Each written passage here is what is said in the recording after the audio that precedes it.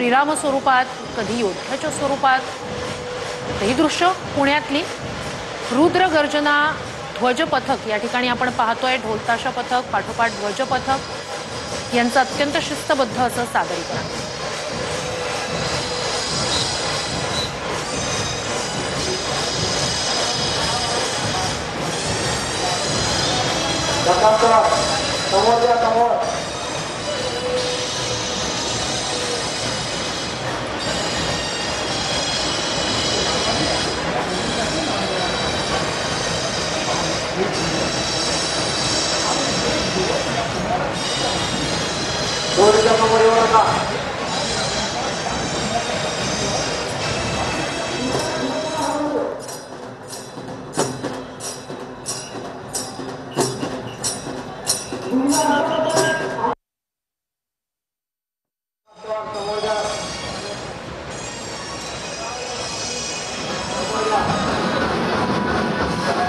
चिंचपोकळीचा हा चिंतामणी या ठिकाणी विसर्जनासाठी मार्गस्थ होण्याआधीची ही तयारी आपण पाहतोय।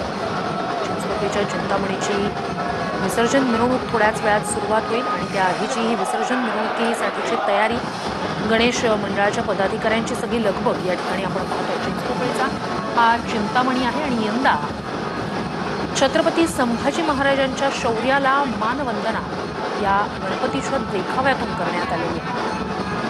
शिवकालीन संस्कृती आणि छत्रपती संभाजी महाराजांच्या शौर्याला अनोखी मानवंदना देणारा यंदाचा हा चिंचपोकळीच्या चिंतामणीचा देखावा। चिंतामणीची ही मूर्ती सुद्धा छत्रपती संभाजी महाराजांच्या रूपात साकारण्यात आलेली। दुसरीकडे मुंबईचा राजा या ठिकाणी आपण पाहतोय। मुंबईच्या राजाची ही विसर्जन मिरवणूक गुलालाची उधळण ठिकठिकाणी मुंबईच्या राजावर केली जाते। खरं तर कुठल्याही शुभ कार्याच्या प्रसंगी गणरायाची आराधना केली जाते। हे गणराया कोणतेही विघ्न येऊ देऊ नको, आमचं कार्य सिद्धीच ने अशी प्रार्थना आपण गणरायाला करत असतो। तर लालबागच्या राजाची ही दरबारातली लालबागच्या राजाच्या मंडपातली ही दृश्य आपण पाहतोय। आता अवघ्या काही क्षणात लालबागचा राजा सुद्धा विसर्जनासाठी म्हणून मंडपातून पुढे मार्गस्थ होईल। लालबागच्या राजाच्या विसर्जनासाठीची तयारी आता पूर्णपणे झालेली आहे।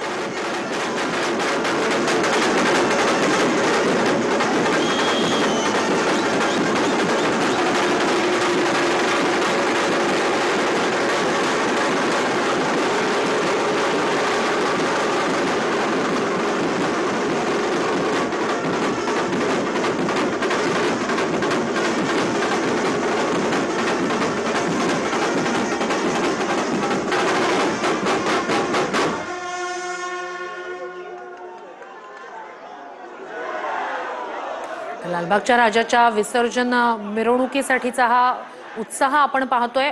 मंडपातच अद्यापही लालबागचा राजा आहे, मात्र त्याआधीची ही तयारी ढोलताशा पथकांचं वादन, त्याआधी पारंपरिक बँड पथकांचं सादरीकरण या ठिकाणी होत आहे।